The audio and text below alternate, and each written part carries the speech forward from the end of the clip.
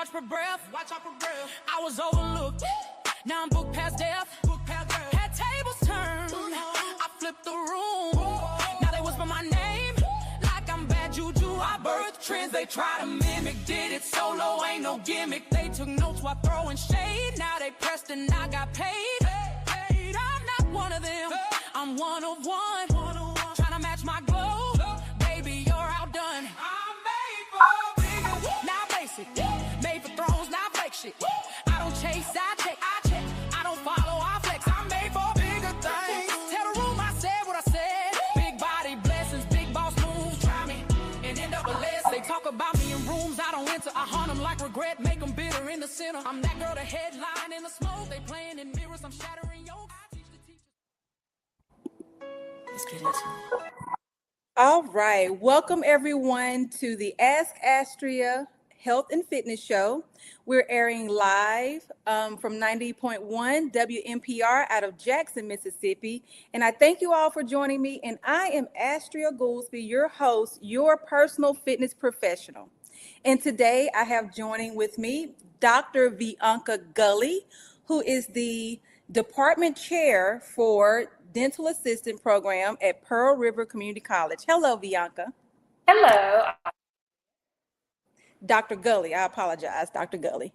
All right, so Dr. Gulley, so tell me, so you are the department chair for the dental assistance program at Pearl River Community College, correct?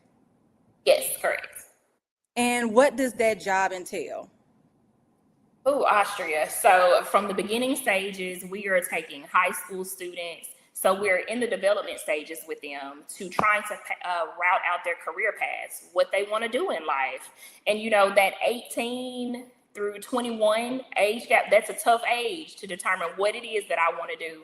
And so trying to get them on the right path, trying to switch their mindset from I need to make fast money, a lot of money quickly, to pulling them back, drawing them back into finding out what their skill set is. So we do everything from advising to placing them, being with them for that full year, the full length of the program, teaching them how to take tests without memorizing things. So teaching them life skills, communication, how to communicate, how to speak to an employer, all the customer service soft skills, and then getting them job placement by the time they finish the program. So you can say we go beyond the education.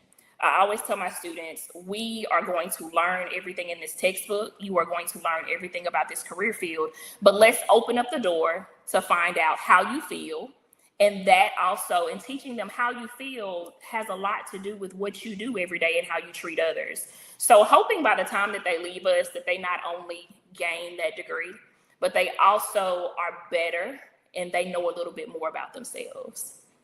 College students, that is a different crowd these days. Would you say that compared to when we went to college? I'm going to say it that way. Completely different. I think we knew you were going to get your education. We had fun. We had a good time. But I had too much fun. College owes me nothing. But it is different. Now I'm finding where it's almost like they need to slow down. Like there needs to be something in between that 12th grade year and before they even come. And I always encourage parents, because now you have opportunities where they're in high school. They can actually, when they graduate high school, they can graduate with their associate's degree. Even though I'm an advocate for education, I feel like we are putting them out into the workforce too soon because they are not ready. They do not have the mental capacity to take on being an adult. Just because you're 18 does not mean that you are an adult. And I think that is one of the biggest differences between our generation and their generation. Yes, I agree with that. I know I had my youngest brother. He was turning 21 at the time, and he lived with me. And he was so ready. Veaunka, I'm going to tell you this story. So I had a brother, one of my brothers, I'll say that. So they're going to be upset with me when I tell this story, but they don't know which one of my brothers. And, you know, he didn't want to go to college. He thought that he was going to get out of high school, go get an apartment with his best friends. They were going to be best friends forever. That's one, right? He was like, we're going to be best friends forever. And we're going to work in the same area. We're going to grow up together and everything is going to happen and life is going to be great. And me and my sister we were like, you need to go to college. You need the degree. And I didn't want to push the degree, right? Because it's 2026. There's a lot of different ways to make a wonderful, wealthy living without going to college. I do want to be fair and recognize that. But to me, college is that space where you can go and find yourself and you have the opportunity to mess up without being in your parents' home so much, and to get a taste of freedom, but not too much freedom. And if you mess up, you have an institution and an organization that can support you, right? Before because you need health insurance, you need a lot, right? And some kids don't have health insurance when they're, coming from under their parents. Or I actually know that a lot of students who didn't have anywhere to live, and they went to college because they didn't have anywhere to live. So my brother said that he had a job at Smoothie King.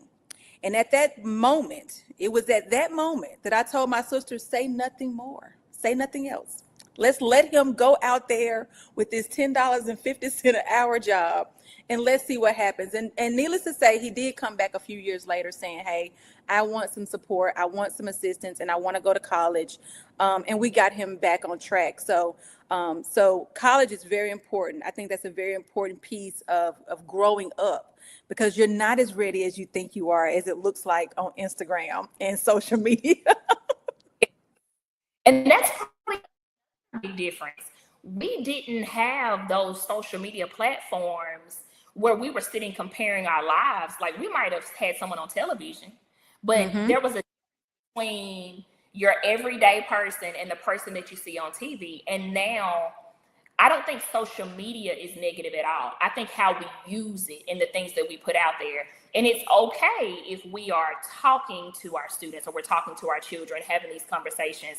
But if we're not, they're gonna get lost, feeling like I'm not where I'm supposed to be. Well, who told you were supposed to be? Who said you were gonna have some money when you were? Yes. Where's this thought I had? Okay, so let's start rolling into the health part. So I did work at the illustrious Tougaloo College as an associate professor for total wellness. Okay. And I would have students, and I remember students being so down, and I would say, you can come and talk to me. Oh my God, what is going on? You're crying, you're upset, you're about to drop out of college. What's going on? Well, Veaunka, they would say, I don't have enough money to go out with my friends.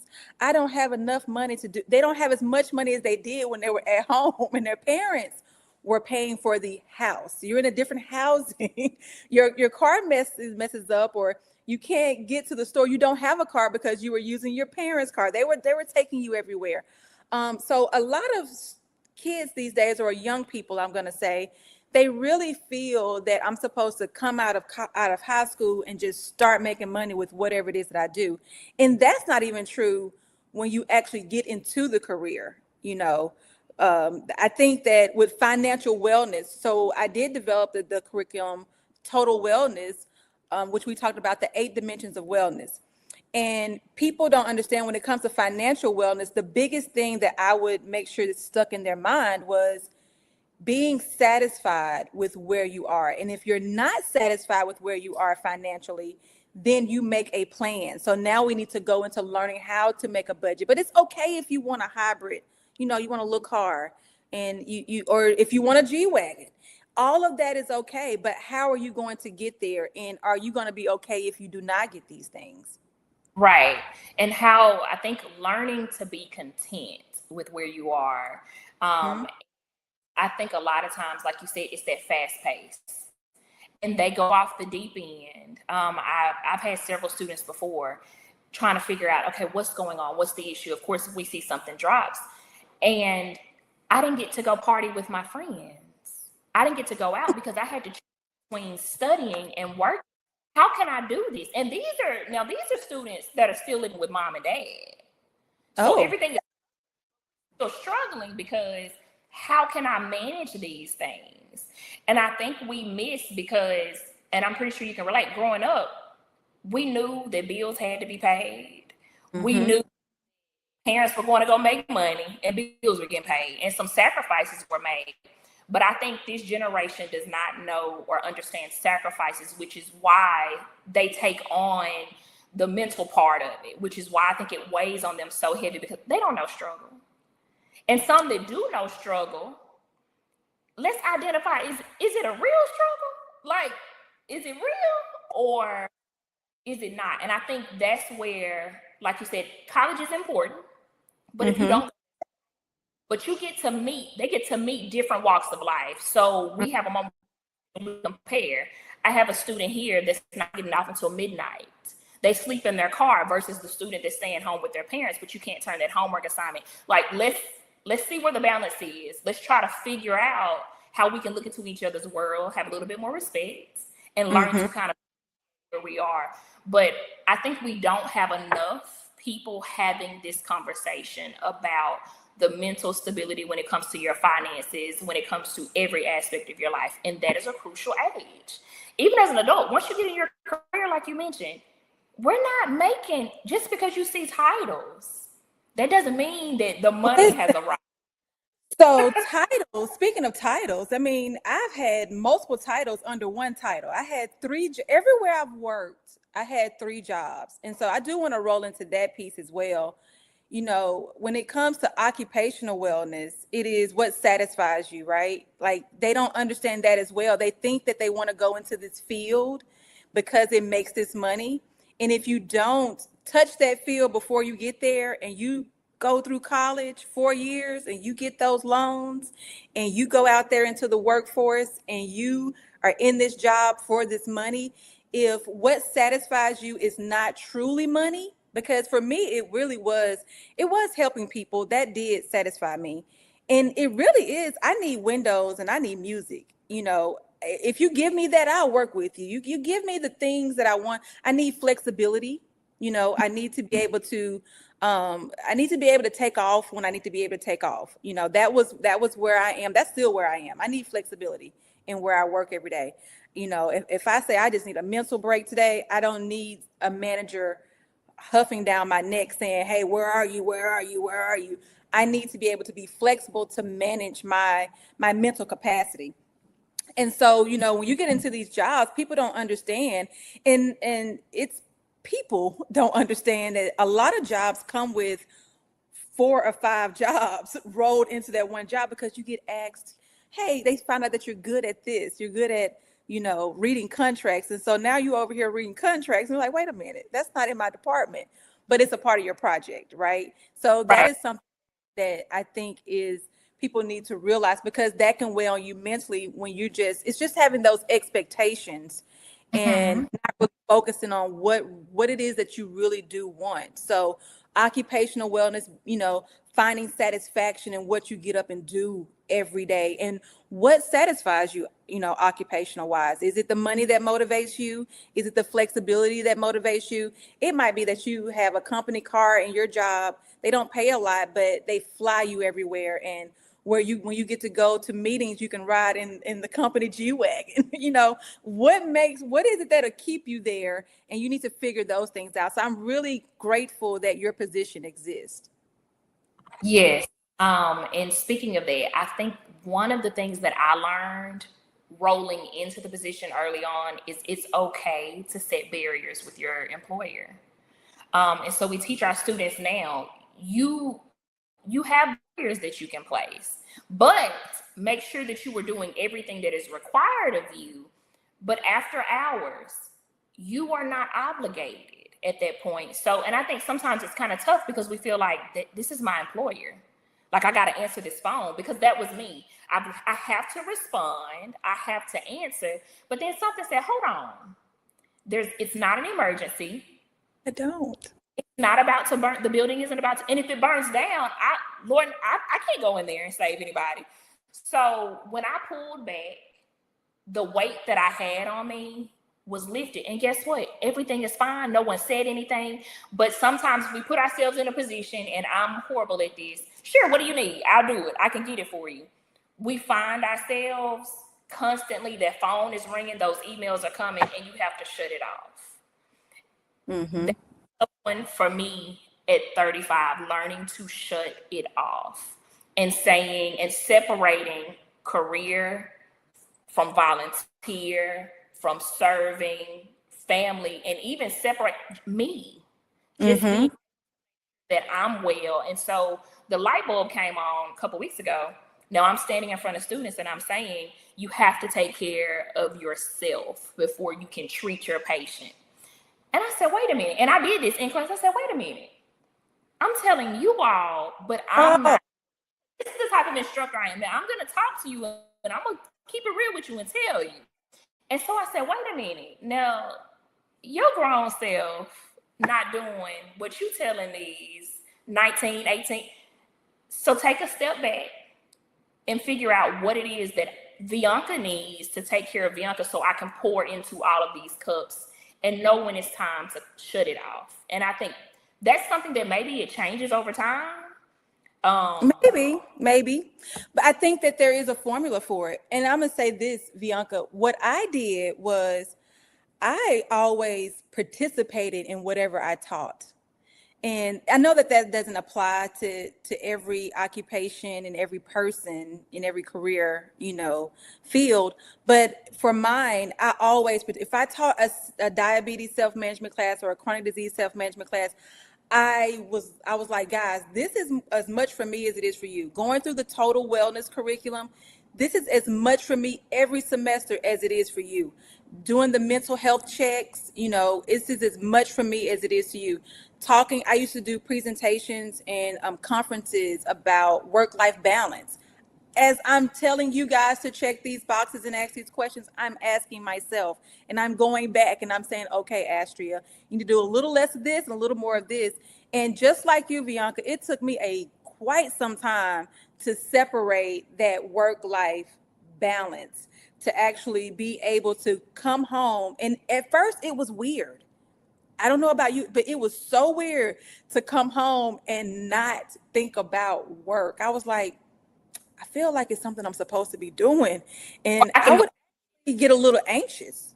I actually had some anxiety in the beginning about it. And my sister, God bless her soul, told me that it was like a trauma response, because as a business owner, you're always hustling. It's hustle, hustle, hustle, hustle, hustle. So when it got time to where I was able to kind of to be able to separate that, it was like I had been in such a traumatic hustle response mode for so long that when I didn't have to do anything, I would have palpitations. I'd be like, something ain't right. I'm not busy up until 9 or 10 o'clock at night. So yeah. So tell me this though.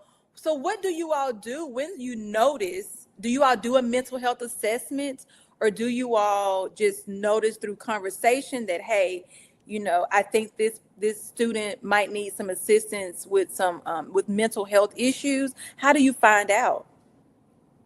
So we don't actually have an assessment. We work with them so closely, and there's a lot of one-on-one time. So I pull them in every 3 weeks. Let's tap into, how are you feeling? How are you doing? Where are you on this process? So after we answer all education questions, now how are you really doing? And most of the time, after in it for a while, I can pick up some of those students. I can see it just like that. And so I pull them in and we'll talk. And then we'll refer them to our student services department they do help with those students. They offer counseling. They even outsource things within the community that can help them and their families. But most of the time, they will sit on that couch and they are going to fill it out. Because they want someone to talk to. And then creating that, I always tell my students, when that big metal door closes behind you, I need you to understand that you were here for you. You're not here for mom, dad, or anyone else. You are here for you. And one of my students questioned me, said, but I am doing this for my mom, Dr. Gulley, because she passed. I said, no, dear, you're doing you, and your mother is going to be happy that you are accomplishing something for you. I said, because guess what happens? We all change our minds at any point in time. But if you are only doing this for someone else, what happens if you're doing the wrong thing? You're not going to be happy. So we check in with our students. I make sure our instructors, like, let's visibly see what's going on. If I notice a student is struggling during a test, looking around, then it's not always that they don't know the answer. Something could have happened before they came. If I have a student that all of a sudden declines or drops, or they're not smiling, I had a student move to the back of the class, second semester. Come on, let's talk. What's going on? You have some. She moved to the back of the classroom. She stopped answering questions. She transitioned to the back and the whole other side of the classroom. And you're going through something. Great. That's okay. So in my method with them, we're not just going to talk about it. What's your plan? What are we doing next? Because we're not going to worry. We're going to move worry to concern. Because if you're concerned, that means we're going to come up with a plan. That means you're aware of what's going on. So now, how can we get you where you need to be? And so in that moment, it's me listening to them, because this generation, they don't know how to problem solve. And what's funny is my mother used to say common sense, use common sense. And the other day we were laughing and she said, you know what? I can no longer say that because common sense is no longer common.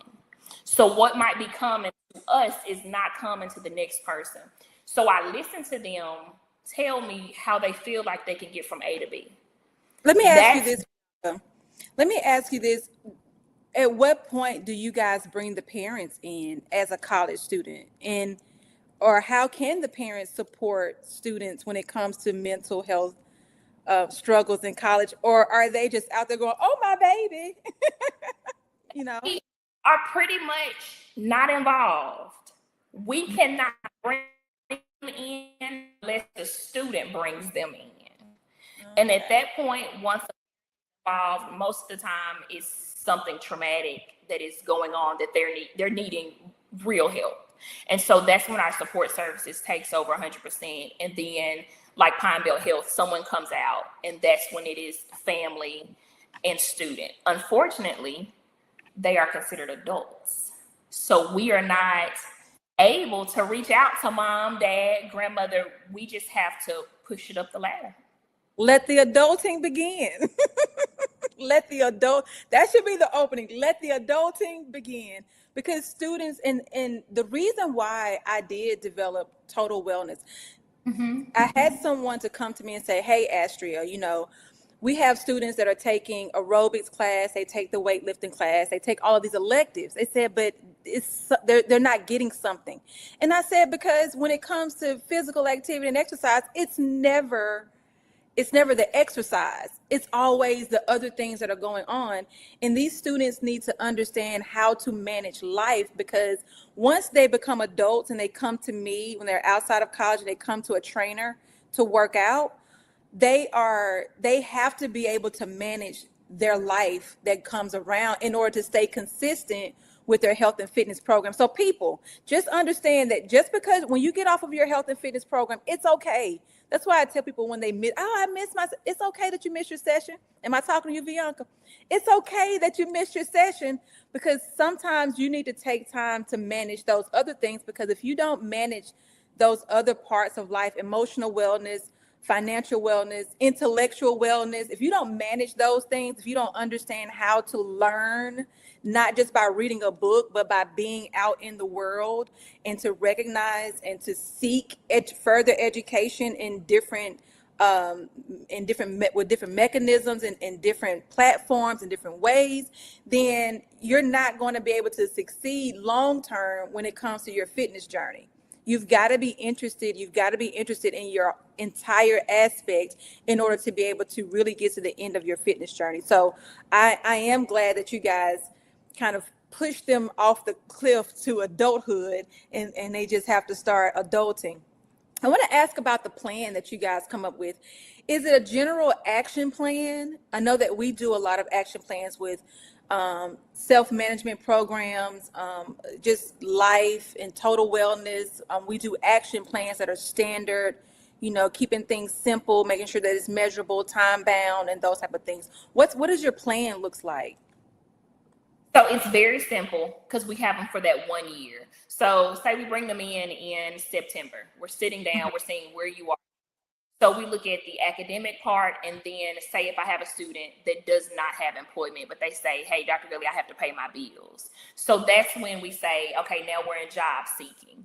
So we give them resources and we say, I'm going to check in 2 weeks. Let's see where you are. So we do 2-week check-ins, because what I have found when we wait and give them a 30-day check-in, nothing is done. And if they come back. Right. Well, as, oh, I didn't call them, or I didn't hear back from them. So I do the 2-week check-ins. And once they come back the second week, it's like, okay, where are you?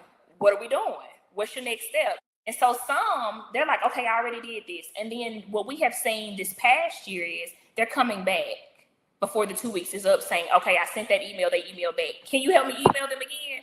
What do I need to ask for? And that's something that I'm noticing more. They don't know how to advocate for themselves to say what they need. And I think if we have more and more people continue to have these conversations, then all of us can come together and say, hey, it's this simple. Slow down. Don't overprocess it. Don't overthink it. And you've got it. And you've got it. So let me ask you this. Do you all ever suggest exercise as, you know, for them to exercise as a way to manage their mental health? Yes. So we tell them to go to our own campus facilities that they are able to go throughout the day, during the day. One of my instructors, she loves going outside, so she'll have class outside. 1 year we did a yoga class. So we had a yoga instructor come out. We took the whole class. Now, some, of course, were like, they were happy about it. They participated. And some were like, I'm tired. I'm not doing that. I know how college students work. I'm not doing it. This have to do with teeth. It has everything to do with what you're going to do, you know? Oh, gosh. For me, this fitness journey, it is having a plan, but am I going to stick with it? I have never gone. You don't have to stick. You know that I use the terms, and I think about this throughout time. I say the phrase, even at the minimum, you need to be consistently inconsistent. And I go back and forth with myself about that, but then I always come back to, you have to, because if you're consistently inconsistent, you have to come back. You just have to come back. And that's what the fitness journey is about. If people think because they see bodybuilders during the time that they actually are in shows, that they see trainers, some people, a lot of people, most people, normal people, because there are some abnormal trainers out there that can just do it. They don't work out as the same intensity all year round. You know, there are times in which you have to stop and take care of other things or just have fun. So don't get discouraged about that. You know, that's not the problem. The problem is that, are you getting back on it? That's the question. Are you, Veaunka? Do you get back on track? I did my 2 miles this morning. So I'm like. Just because you were going to talk to me today. That's why. So I had to get my mental right. You know, that's what it was. Okay. So being consistent with fitness is not something that I tell people all the time, just relax. It's in life in general. I need everyone to breathe. I'm like, just breathe and take things as they come, put a plan together, do the things you need to do to follow the plan. What do you recommend to make sure that you follow a plan when it comes to academics? Because I'm almost positive that will transfer over to health and fitness. So I always ask students, what do you want to do? And I, as in, what do you want to do today? Not what do you want to do in 5 years or in 6 years or in 3 years. What do you want to do today? And then I ask them, what are you good at? So if a student tells me, well, I'm good at science. Okay, let's get you signed up for these science courses. And then I say, from these science courses, here are some routes that you can take. These courses are going to benefit you in these 5 different careers. So from there, let's research these. How do you feel about this? And then the conversation grows and it branches off. Where we lose them is when we say, you need to pick something. You need to pick something that's going to make money. Or they see career fields and they're like, well, I was horrible in math. I can't do nursing. That's not the bulk of the career. So slowing down and actually explaining these steps. So we talk to them, find out what they like. And it's like a tier process. So now let me see how you did in these science classes. Oh, you aced those. You did good. Now let's talk about math. Math is challenging. Okay, let's take that by itself. Let's take it over the summer so you can focus on that. So finding out their strengths and weaknesses, and they're using them, and it's working, and coming back and looking at that evaluation plan. So bringing them back in 6 months saying, look what you've done. Look where you are. And for our students, they have to take national boards. So that check mark for them is, hey, I passed my board. Yeah, but remember when you first got in the program, you were terrified. You said you couldn't do standardized tests. You couldn't do it, and you did.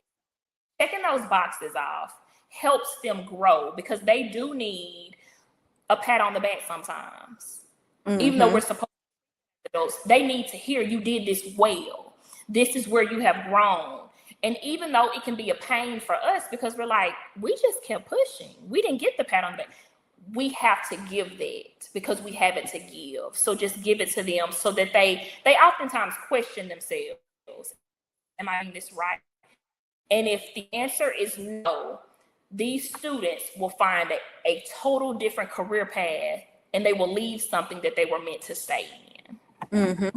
So I heard a lot that compares to health and fitness. So the first part is what, right? What is it? So I always ask clients, and I'm asking you, Veaunka, what is it that you like? Do you like functional training, which is working out with dumbbells, doing squats, doing lunges, using bands, or do you like machines? Or do you like group classes with music and moving to a beat? I have to find out what it is. So what do you like, Veaunka?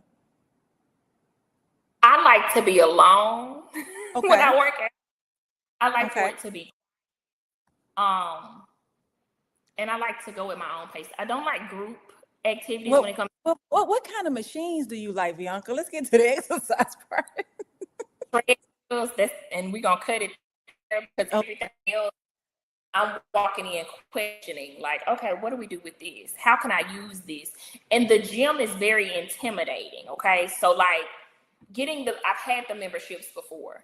I've gone into a gym, but I would like something that's smaller, not a lot of people, because it allows me to feel like I'm not on edge. I'm not anxious. I'm not comparing myself to the person who just got off this machine and they were in beast mode and they did their thing. And I'm looking at them like, wait a minute, I should be able to do this. So for me, if I remove the people, I can remove the comparison. Okay. So what I hear is you like a private studio, personal training, more one-on-one or small group, as in no more than 3 people in your training session or in the room at all. Yes. You're one of those fear of performance type clients. I understand. I had a client one time, she read and shut down on me because I took her into a gym and she was like, everybody's looking at me. I was like, nobody's looking at you, first of all. We're in the back in a corner with 10-pound dumbbells. No one sees us. No one saw us come in here. And it's 5 o'clock in the morning. It's like, chill out. We feel like they see us. They know we're new. We don't know. And then I have to tell her, I'm going to tell you what to do. So don't feel like you're going to be in here and not know what to do with this equipment. But I do need the trust that if I tell you to climb that wall, you go put your foot on that wall. And let me tell you, you can't do that. So don't do that. But besides the point, so that's what I hear. All right. And then I also hear that you make sure their goals are realistic. So because you look at the classes and you see that, hey, you know what, you're good at science. You might not be good at math, but you're good at science, so we can go in this direction. So making sure their goals are realistic. Now, comparing that to the health and fitness side, Veaunka, I tell people, I ask them, what are your goals? Why are you doing this? And they show me a picture of somebody, and I'm like, you're not going to look like that. Or they compare themselves. I'm like, that's probably, I'm looking at their body type. I'm like, okay, your waist is not going to be there. Not with me. You know, I'm not, you know, the surgeon in Miami, but I don't know to tell you, but you have to be realistic with your goals and time frame in which you can reach those health and fitness goals. So if you could pick a goal, what would that goal be? For me now, the journey that I'm on, it's about being healthy. So having the family history of diabetes and high blood pressure, right? I realized the heaviest that I have ever been. Okay. I'll be able to see it, but I know it. Like, you know your body. You know where you were and where you've come. And so I know the older we get, I repeat it, but go ahead. With our community, you are prone to get diabetes or high blood pressure. That's not the case. Even as a health educator, that's not the case. It is avoidable. We don't have to have it. So for me, it's about dropping that number, that weight. I don't have an ideal image of what I want to look like. For me, it's being able to breathe and being okay, because I do have heart issues. Like, I've suffered from heart issues before. So knowing that I'm in the clear and I've done my back to that healthy weight, that's all I need. So your goal would be to drop the number on the scale. It doesn't really matter for as the muscle versus fat percentages and all that. So it is dropping the number on the scale. And if you could give yourself an ideal number to drop, what would that be? 30 pounds. 30 pounds. And how long would you want, what would be that time frame? Because it has to be time bound. Like, I'm not in a rush. And I know when it comes to, now I'll eat well. I meal prep. I do all of the above because I cater. So I do the kitchen well. I'd give myself a year just because I know how crazy my life is and how busy things get. And I will have some days where I'm stubborn and I'm like, nope, not going out there today. So with a client like that, I would probably take that goal and chop that down and say, okay, then we'll do 5 pounds in how long do we want to give ourselves to drop 5 pounds, and evaluate in between and see what the challenges were, and then work out some solutions for those challenges as they come. But to say 30 pounds in 1 year, you're absolutely right. I'm going to compare that to the 30 days that you said that you used to give students. You can't give me a year and say just a year, because there's going to be so many unnecessary small things that get in the way that wouldn't get in the way if you knew that your goal had to be reported at a shorter distance, at a shorter period of time. So I would just take that number, that 30 pounds, and chop that up in about 5 pounds and say, hey, okay, so let's say 2 pounds. Let's say, how long is it going to take us to drop 2 pounds? All right, that's a win. Because you also want to do exactly what you said. I want to make sure that I can give you some positive reinforcement. So we're going to count every little thing. And since I know that numbers are what you like, I'm going to also take your blood pressure and say, hey, well, your blood pressure is dropping, even though we didn't drop the 2 pounds in that time frame, but that blood pressure went down. That's going to make you happy and keep you motivated. Because in fitness, in health and fitness and exercise, it's nothing worse than not feeling like you don't see results. And I always say feeling like, because there's always some result. People, I mean, your skin is brighter. Your person, you hadn't snapped off on anybody in 3 weeks, and that usually happens at least once a week. People don't recognize those type of things. So I have to make sure that I give those small positive reinforcements. So that's what we would do with that 30 pounds in a year. Just kind of chop that up. You should probably write this down, but that's okay. I would look at your strengths and weaknesses. We would do an assessment after the consultation and look and see where you're good at. Because some people, they like to work with, let's say, dumbbells, and they want to do all they see the what is it, L45 now? It used to be P90X, now it's L45. They see those and they're like, I want to do this, and they feel like they have to come in and go hard on the first day. But I want to make sure that I evaluate where your strengths and weaknesses are. And Veaunka, some people can't talk and do a bicep curl at the same time. Some people, I'm like, you want to do this, but for some reason your brain is not registering what a lunge is. And I can't get you to get that. So I think you're going to see more results on the machines. And so if I have to kind of, change the trajectory of where it is that, what we want to work with when it comes to the apparatus or the equipment, I might have to change it up or sneak and throw that in there and say, okay, well, I tell you what, do a leg press every now and then, we'll go back to squats. Because I'll be sitting there going, these squats are so bad, I cannot continue to let you do this to yourself. And you surely cannot go in a gym and do this and tell somebody you're my client. So you want to evaluate where your strengths and weaknesses are, because a lot of people, they don't see that.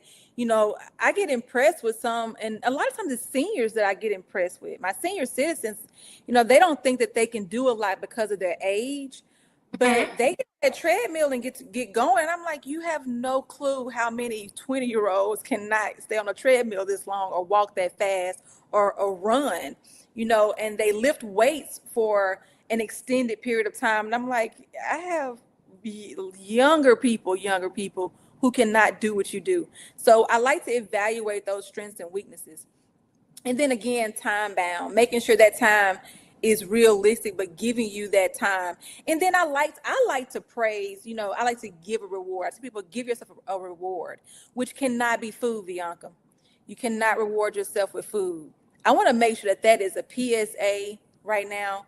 You cannot reward yourself. You're going to eat. You have to eat. It's not a reward that you feed yourself. You have to eat. So give yourself something that you probably would not, say nails. Say I'm going to sleep in on Saturday because I went to the gym 4 days this week, every day. I'm going to sleep in on Saturday morning, regardless on what my child says. And I like to also, one more thing, I like to evaluate their environment in two different ways. One, environmental wellness, which we look at what's in your house. I really go into the house and say, if I walk into your house right now and I ask for something to drink, what would be the options? So Veaunka, Dr. Gulley, if I walked into your house today and you said, what would you like to drink? What would be my options? Water and ginger ale. We are a soda-free house other than ginger ale. The only juice I have is cranberry juice and orange juice. Oh, okay. But how they do it? Okay, then. All right. So we evaluate that, because I have to tell people, I didn't say you can't eat a honey bun, but you can't bring it home. You have to have some sort of boundaries when it comes to your environment and you're trying to live a healthier lifestyle. And then I also look at the social wellness aspect when I look at that. So do you have kids that throw fits when you bake chicken instead of fry it? Do you have a husband that just has an attitude because he don't want to see another salad? I mean, do we have the support? Someone saying, Mama, I don't want you to go work out. I need you here with me. I need you to do this. I need you to do that. Or family members. A lot of time people have family members, and every time they get together, they're taking you out to a buffet. They're taking you out somewhere to get some cake. They're always employees, co-workers. They're bringing donuts every day. So what would you say your social wellness environment looks like? I'm the issue. It looks great. So I was fine with the morning. My husband was like, no, we're going to knock out 2. The issue is I'm a baker and I love to cook. So like my happiness is when I can cook and when I can bake. So I'm the issue. Me making the pound cake is the issue. And I'm saying I'm doing it for content. No. It's for me. It's for me. Like I'm the issue 100%. Socially, it's like, okay, yes, let's do this. I'll support you in this way. What do you need? It's me. It's me. You're the problem. And I know that. But it's okay though, because there's a fix for that.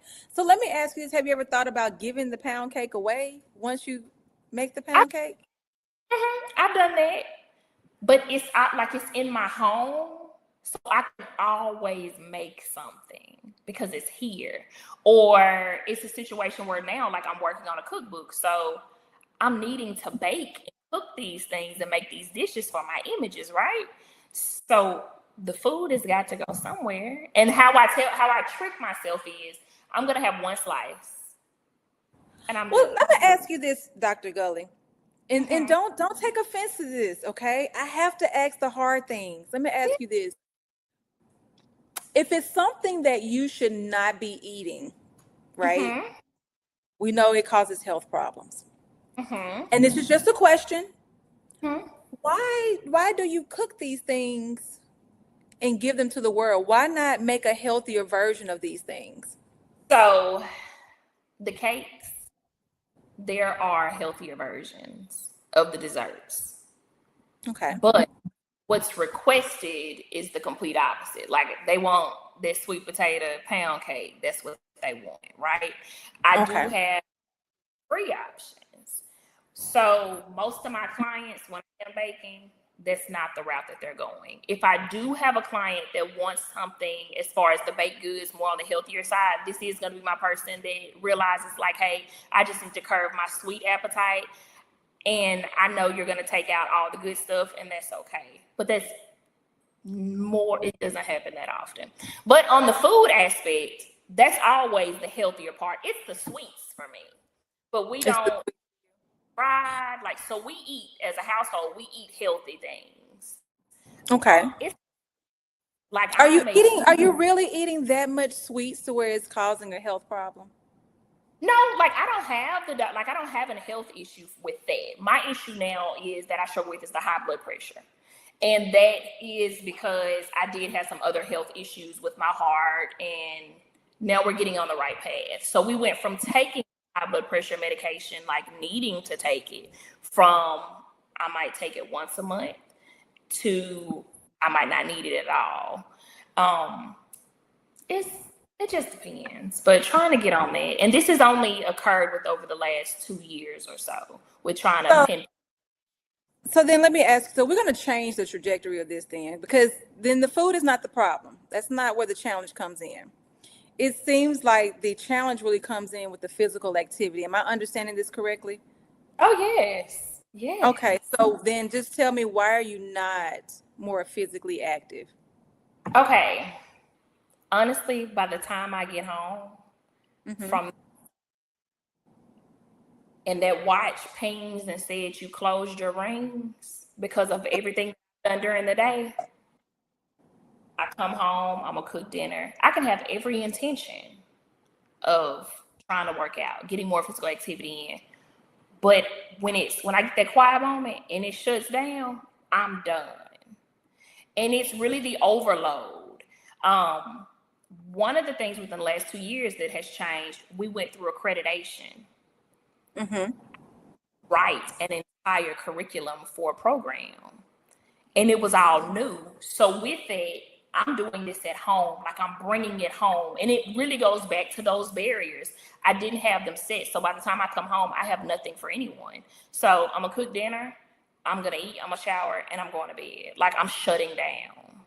I feel like I understand that. I do. I understand that. I understand now that I actually work. Now that I actually work. Because I didn't believe y'all. I just didn't understand how you get off work at 5 o'clock and you still have 3-4 hours of daylight and you just don't want to go to the gym. I didn't understand how you couldn't get up at 5 o'clock in the morning and go to the gym. It did not click. Now I do understand, since God said, okay, since you don't understand the people that I have assigned you to assist, I'm going to put you in their position and force you to have some empathy and to understand where they come from. And I get it. It working can be very mentally draining, and when you're mentally drained, it's going to affect your physical energy as well. So then I'm going to ask this. So then what resources do you have at work? I'll say resources to assist you with being able to get bits of increased physical activity in throughout the day. So we actually have a fitness gym. We have a whole fitness gym that we can go to. We can go to 30 minutes out of every day. I could bring a gym bag as soon as I get done working and go right into the fitness gym. The reason why I don't is because when I close the door and we're done with students, the last thing I want to do is to walk into the fitness gym and there's students again. Well, I'm going to have to be Nike on you, Veaunka. You're going to have to just do it. And I can't cure lazy. I need you to get up, Veaunka. So then I'm going to say this. I'm going to say this. You would go into I never turn anyone away. I'm going to say that. I'm just joking. You would go into my executive clients column. And my executive clients, those are people who need accountability. You need an appointment. You are one of those. You need an appointment. If you don't have an appointment to work out, it's not going to happen. It's not going to. And some of my people who need appointments, my executive clients, I call them, they most of the time that they already know how to work out. They know how to exercise. They would not be bad off by starting their journey off by themselves.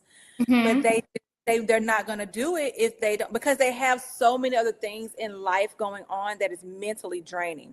So you need an appointment with someone. So why have you not made an appointment with someone, Veaunka?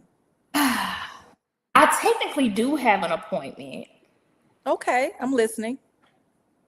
But, you know, it can only go so far. So if I say I'm shutting down, I'm shutting down. I've been doing for the past 2 weeks, though. I have been doing. The goal was utilize my neighborhood, get in those walks, stop, do a small exercise. So for the past week and a half, 2 weeks, every day, there's been 1.5 miles to 2 miles accomplished. So my accountability person in that has been my husband, who's military background. So when I say like check in or check out, I can check in or check out. But let me ask you, do you pay your appointment?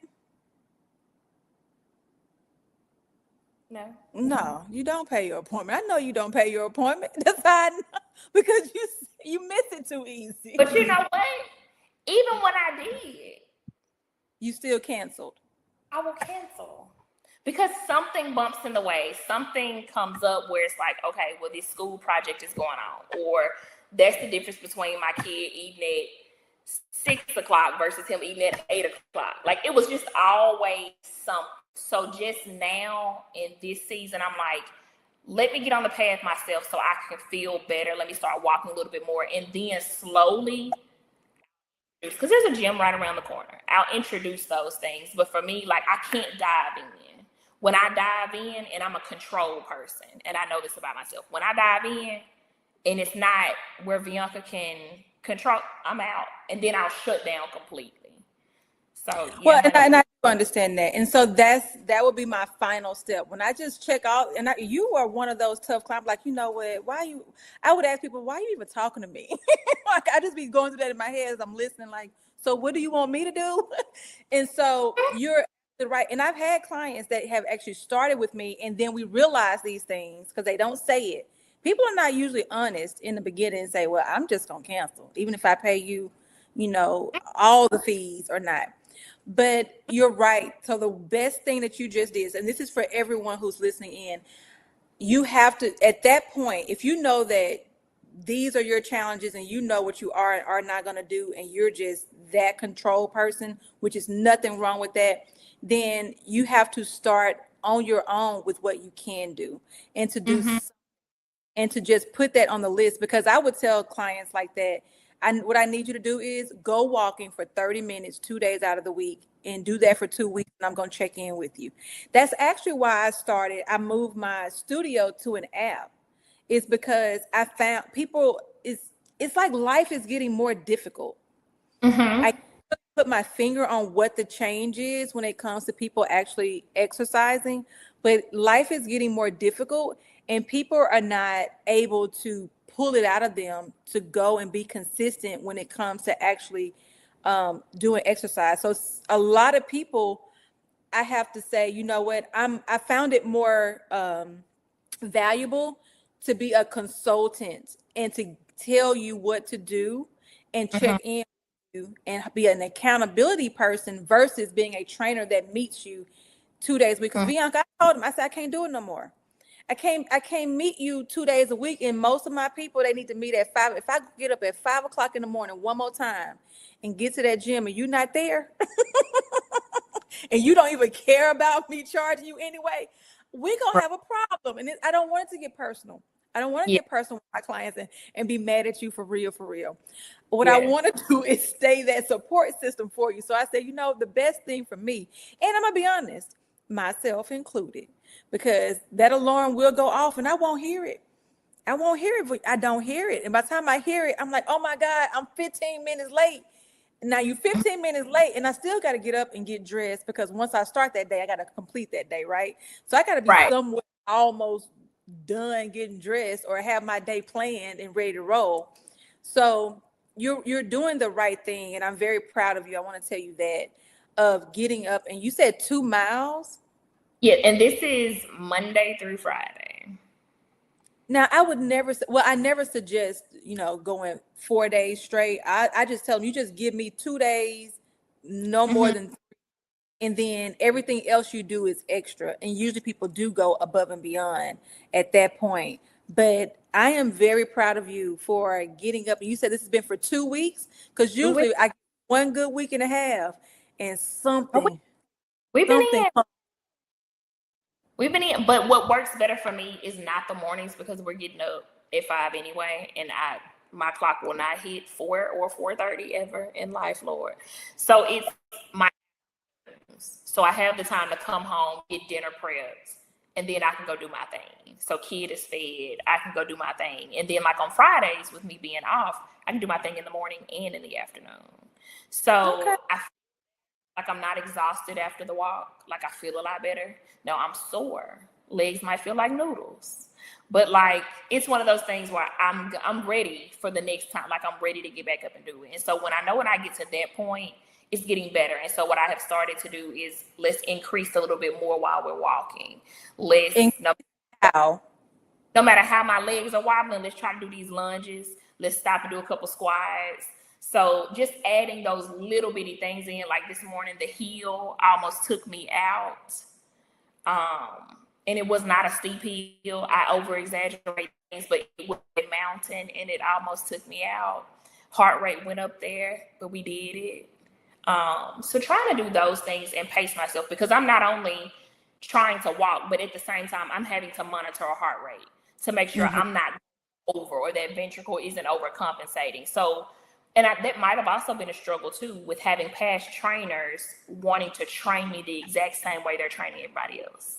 Now, if I fall out, because you're not listening to my, so that's when my doctor was like, hey, let's do this. Start off this way. And then if you feel comfortable and that heart is where it needs to be, then we can go further. So it's really Have you ever had a trainer that worked with your doctor? No. Okay.